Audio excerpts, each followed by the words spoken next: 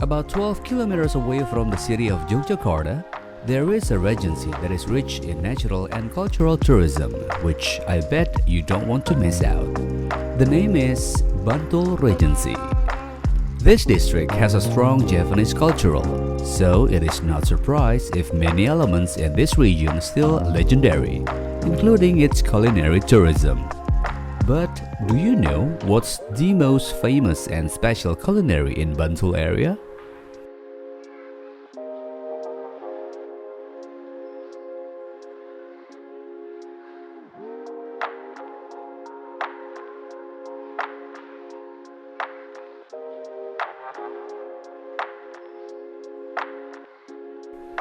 Culinary is one of many identity of a region which can increase progress in the economic sector.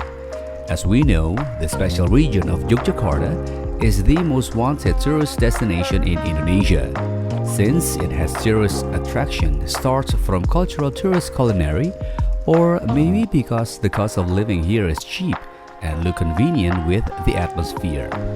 Therefore, the Yogyakarta government is actively developing tourism attraction, one of them by involving the district of Bantul as tourism alternative besides the city of Jogja. Kabupaten Bantul di daerah istimewa Yogyakarta kaya akan ragam budaya, dan tentunya salah satu yang banyak terdapat di Bantul ini adalah kuliner khas Yogyakarta. Dan kuliner di Bantul ini ada beragam, ada yang berbasis daging, baik itu ayam ataupun ikan maupun daging hewani, dan juga kuliner yang berbasis dari olahan makanan khas di Bantul ini. Dan kuliner di daerah istimewa Yogyakarta ini merupakan salah satu penggerak ekonomi rakyat. Kenapa bisa dikatakan penggerak? Karena ekonomi di Jogja ini berbasis pada dua hal, pendidikan dan wisata. Ketika kuliner ini menjadi bagian dari wisata, dia sangat menumbuhkan atau mendorong ekonomi rakyat. Salah satu kuliner di Bantul yang sangat terkenal adalah sate klatak.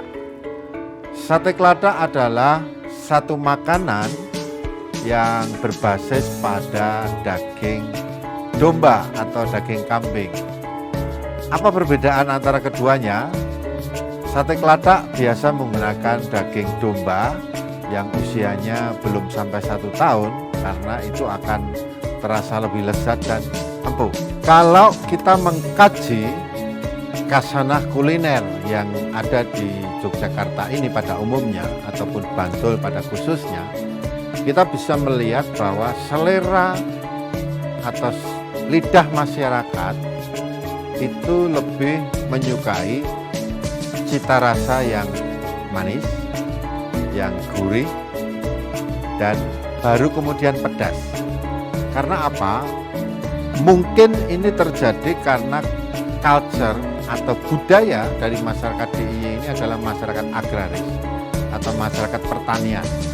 Ini juga sangat terpengaruh oleh kondisi geografis ya, di mana kondisi geografis Jogja ini itu kan berada di Jawa Tengah Selatan, relatif tidak terlalu banyak pegunungan. Karakter kulinernya itu tidak sedinamis atau tidak se ekstrim yang wilayah geografisnya itu mungkin pegunungan atau pesisir. Di sini karena kondisinya relatif damai, tenang, langsam begitu ya, sehingga produk dari olahan kulinernya pun juga sesuatu yang ya datar, normatif. Dari dulu sampai sekarang kurang lebih sama, seperti itu saja ya. Tidak ada lompatan atau menu-menu baru yang menggeser menu-menu lama. Kalau toh ada, itu hanya olahan sedikit cita rasa saja. Currently, the Bantul region is taking any changes in infrastructure or development, such as procurement of culinary centers and gifts, that objects to accommodate the activities of local citizens, as well as attracting tourist attention. This synergy slowly increased the enthusiasm of people to visit Bantul as a city of flavor. Even though the Bantul region it feels ancient because identical with everything that sounds traditional, but the special menu here is always missed by the tourists. The Bantul residents do have unique taste, and we cannot always find in other places.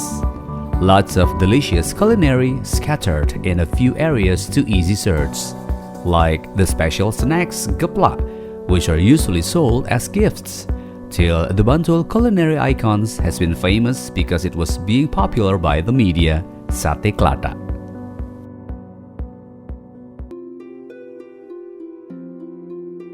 Sejarah sate kelata ini dalam catatan kami dimulai sekitar awal tahun 90-an ketika ada satu pedagang kuliner yang mencoba satu resep baru membuat sate kambing tapi hanya dikasih bumbu garam. Ketika daging domba itu dimasak di atas arang, itu memunculkan sensasi suara kelatak lotak gitu. Karena apa? Karena itu garam ketika kena api itu suaranya kletok-kletok gitu ya, kletok. Nah, ini kemudian melahirkan satu istilah atau yang kemudian menjadi sejarah kelahiran nama sate kelata. Dan sampai hari ini orang kalau mau wisata kuliner di Jogja atau di Bantul pada khususnya, salah satu yang dicari adalah sate kelata. Of the many sate kelata that spread in Projo Tamansari, Pak Pong Sate Kelata is the most famous and selling in the market. Located at Sultan Agung Street number 18, Wonokromo Village, Pleret, Bantul, Patung Sejainggaan ing Mitegaan. In a day, Pak Pong Sate Store is able to spend 20 to 30 goats. Large cuts of meats and soft textures keep the customers came in. Kalau nama saya aslinya Zakiron nama saya aslinya itu. Neng sejak kecil celukannya wis jempong gitu. Jadi kalau nggak teman sekolah atau apa nggak tahu kalau nama saya itu Zakiron tuh nggak tahu. Tapi Pak Pong kan nama saya sendiri karena kalau saya kan kalau tidur itu dari kecil tuh sering bangun siang gitu loh Pak.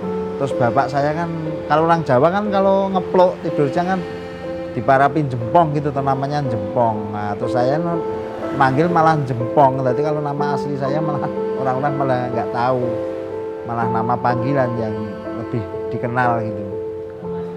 Dulu dari Simbah Buyut saya ya, Simbah Buyut, terus kakek, terus malah langsung ke saya. Kalau bapak saya kan mah profesinya bukan sate, jadi malah terus dari kakek langsung ke saya malah untuk yang nerusin jualan sate. Semenjak kecil kan saya dari umur 10 tahun itu sudah ditinggal sama bapak. Jadi sejak dari itu kan saya ikut kakek. Ya kakek profesinya ya sebagai penjual sate, terus ya saya dari kecil udah bantu kakek. Jadi dari untuk jenis kambing atau apa itu ya dari kakek, jenis daging atau apa dari sistem memasak itu ya dari kakek saya mulai belajarnya.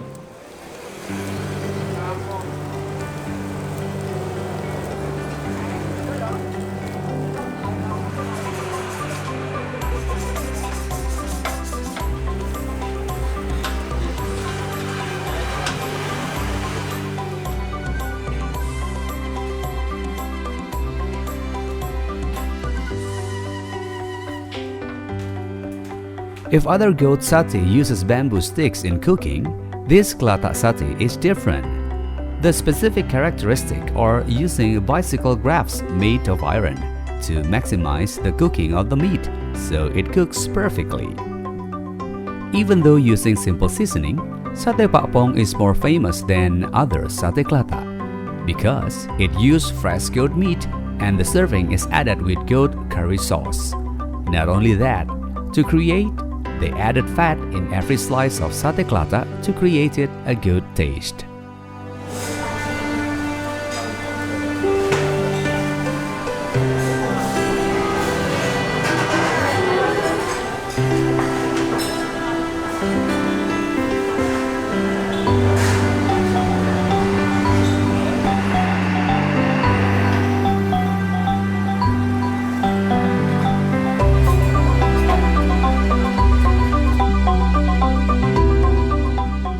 sekitar tahun 97-98 sampai ke tahun 2000-an itu masa-masa pahit saya, Mas. Di tempat kontrakan saya itu kan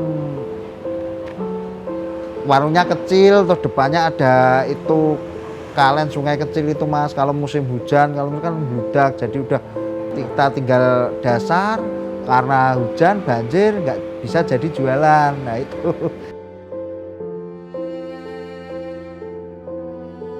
kalau pahitnya ya dulu kan dari mungkin ambil daging, Mas, dulu nggak potong sendiri dari berapa kilo, 4 kilo, 5 kilo itu nggak berani potong sendiri, karena potong sendiri kan mesti nggak habis toh. Karena untuk sate kan harus daging harus segar, harus. Nah, prinsip saya jangan sampai daging itu wayu.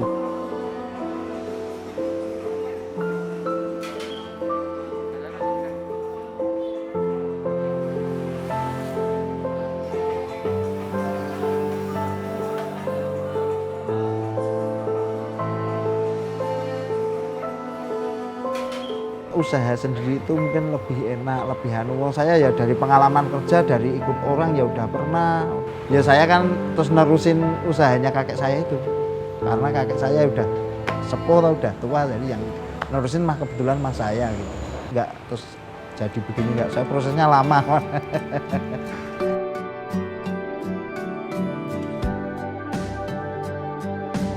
Kalau mempertahankan rasa dan kualitas, terutama kalau rasa ya, kalau daging itu harus daging yang muda, yang seger. Kalau kambing ya belum nyampe 1 tahun, sekitar 8 bulanan ke bawah.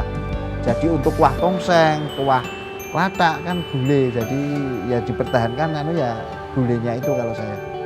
Kalau untuk hari-hari biasa, maksud hari-hari biasa Senin sampai Jumat, kalau weekend 1 minggu atau masa liburan itu kebanyakan dari luar kota, bukan daerah Bantul malah kebanyakan.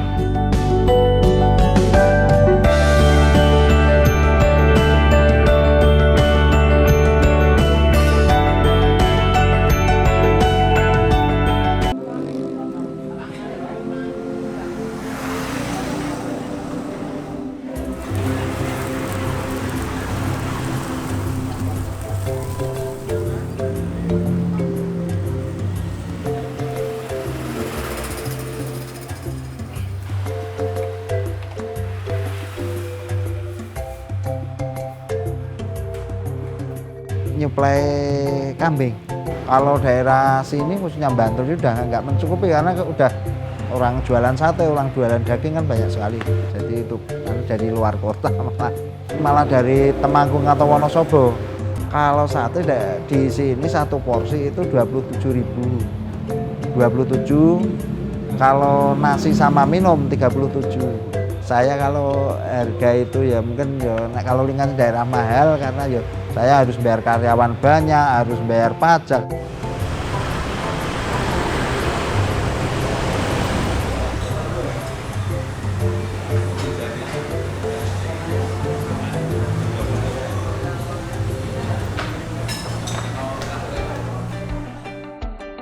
Karyawan kurang lebih 100 lebih, Mas, ini ya, dari semua bagian.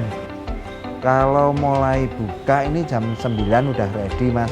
Nanti last order jam setengah 12 malam, 11.30. Terus ini karyawan kan 2 shift. Dari bagian ya ada tim jagal kan yang menguliti, yang bersihin kepala atau apa. Terus ada tim yang di dapur untuk memasak gulai. Terus ini ya ada yang bagian tadi masak sama potong-potong, nusukin sate.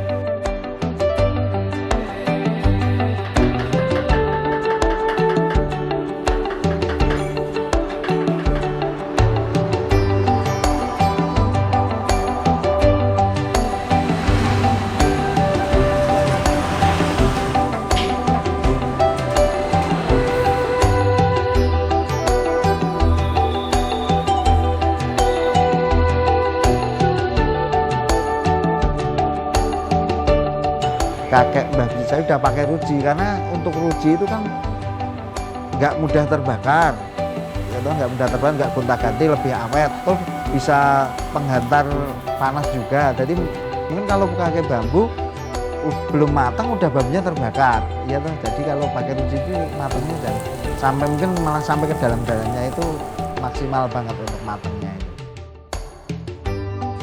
Semua terlibat dari keponakan-keponakan saya, kebanyakan malah keluarga ini, jangan. Jadi seperti usaha keluarga itu melayani untuk tamu-tamu itu ya semaksimal mungkin. Ya kalau prinsip saya kalau usaha itu jangan sampai ada saingan yang kurang sehat, masalah harga, masalah apa itu, pokoknya kita sama-sama kita jadi tujuan kuliner khususnya ya sate itu biar semua tamu itu nggak membedakan. Jadi mudah-mudahan semua itu merasakan kalau semua rame-rame semua, ada persaingan yang kurang sehat, yang ini itu saya malah kurang srek gitu. Currently, Pak Pong has 70 to 80 employees, and they even plan to open a new business unit with the innovation of the goat tangseng menu. No need to be surprised, because in only one day, visitors of Pak Pong's Sate Kelatak store can achieve hundreds of people. Pak Pong is a real hard worker for the people in the neighborhood. He is distinctive and disciplined, always trying to make his customers come back. Also, he always gives every best service from every time country taste. Kalau Pak Pong itu memang sejak dulu itu terkenal ulet, Pak. Perjuangannya luar biasa itu. Kalau sifatnya Pak Pong itu ya selama ini kita baik sekali. Jadi belum pernah kita itu merasa kurang diperhatikan atau kurangan itu belum pernah, Pak.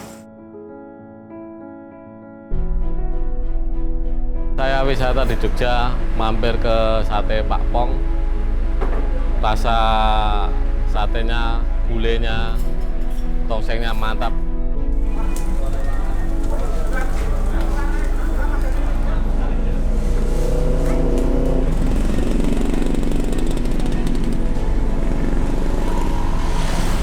Ada kurang lebih 171 pedagang sate kambing di Bantul ini. Ya, kalau satu pedagang itu owner, suami istri katakanlah punya 1-2 anak, punya 1-2 karyawan. Sudah ada berapa perputaran ekonomi yang ada di situ. Padahal populasi kambing di Bantul ini rata-rata hanya 150.000 ekor.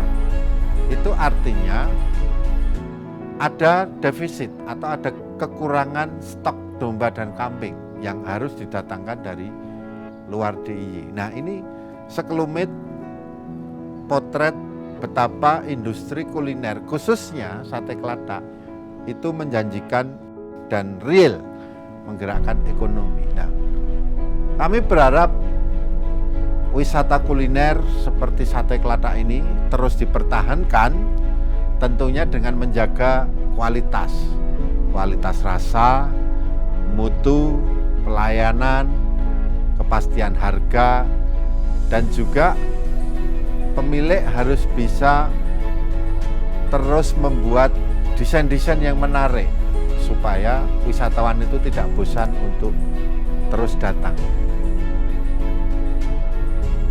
Enjoying Pak Pong's Sate Kelatak is a form of our support to the nation's culinary heritage.